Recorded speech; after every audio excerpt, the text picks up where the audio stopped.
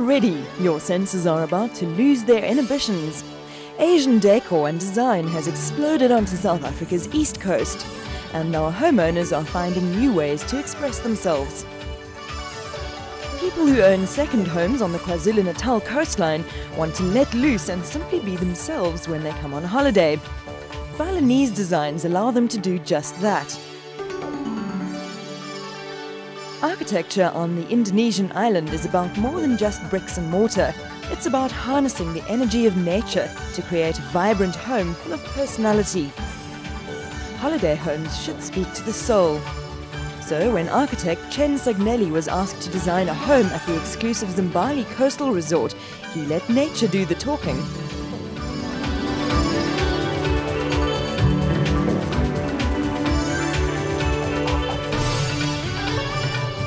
Man always runs to adventure and amongst nature to recharge his battery. They want to be part of nature, they want to relax, they want to cut all the sort of formalities of business and the structure that there does exist.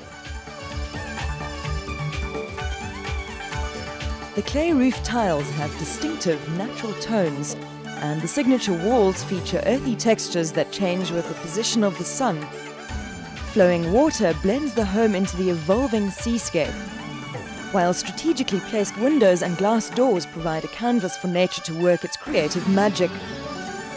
But Balinese architecture is about more than just designing for locale. The double-pitched roofs, for instance, were originally crafted to protect the home from subtropical sunlight, but their unusual geometric lines have given the homes a quirky edge. Really start off saying, nature, you're important, we want to fit in with you, but yes, we're going to have these bold, funky forms.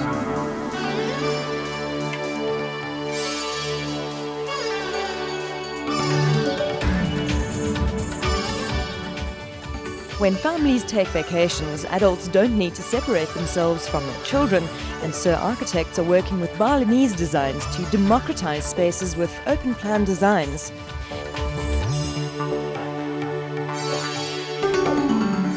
Here, the living spaces, entertainment areas, and even bedrooms converge on an open courtyard. The idea is to design spaces on equal terms with each other, and the result is a home in which families can interact freely.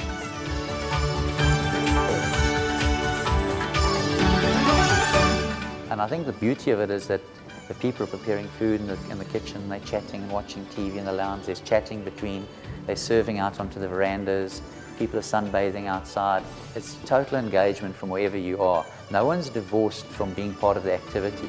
Of course, not everyone wants to embrace entire design philosophies, but that's not to say you can't sample ideas from the East on your next vacation to the KZN coast. Perhaps it means breaking down, extending a patio. The choice really is yours. Holidaymakers may also want to let their imaginations run wild when it comes to decorating, but for many that means buying ostrich eggs and porcupine quills. Homeowners are starting to look elsewhere for inspiration.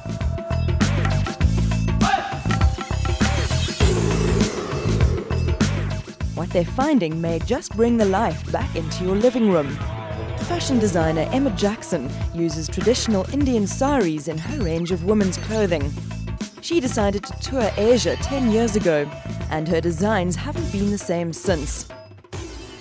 It started in the 90s actually, when I traveled India extensively and fell in love with the country and all things Indian, food, religion, fashion, everything. India seemed more alive than any other place Jackson had visited. The vibrant colours spoke to her senses in bold, confident tones, and the rich patterns seemed to touch her eyes in new ways every time she saw them. I love the visuals of it, and for me it brings back all sorts of senses. It brings smells and religion and everything. It's for me, this kind of look is a way of life. Now holiday homeowners are starting to think outside the box and are using saris in their decor. Many of the designs are crafted out of pure silk, so they tend to work well as throws on a couch or sofa. But sari designs can be used pretty much anywhere in the home, even as artwork positioned on the wall. In fact, saris are even being used in the bedroom. decorator Pam Goldcorn decided to create a truly vibrant space in this room. And that's exactly what she achieved with these materials. The visual appeal of these fabrics is the opulence, the sheer beauty of everything that goes with it. You have to have and appreciate a colour sense when you work with these fabrics. Goldcorn collected over 100 saris to create a comforter that never fails to attract attention from guests to her store in Decor Centre Living. What visitors don't know is that the saris are only ever worn once by Hindi brides on their wedding days. It's a detail that's transformed the comforter from a patchwork of colour and pattern into a piece of decor with an intimate personal history. Each item has its own story to tell, and it's hiding just beneath the surface. Jackson, for instance, uses only select items from the East in her own home. That's despite her passion for all things Asian. Packing a room with decor from a particular place or time tends to drown out the voices of individual pieces. And while Eastern decor and design may be growing in popularity, Jackson knows that fashion can be a fickle business. I think that when you buy clothing and when you're decorating the home, it really has to be a personal taste. You can't go with what's in vogue.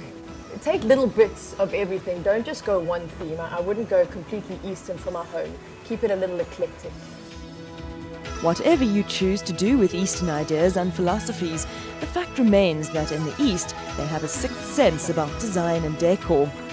After all, they seem to know how to stimulate all five senses already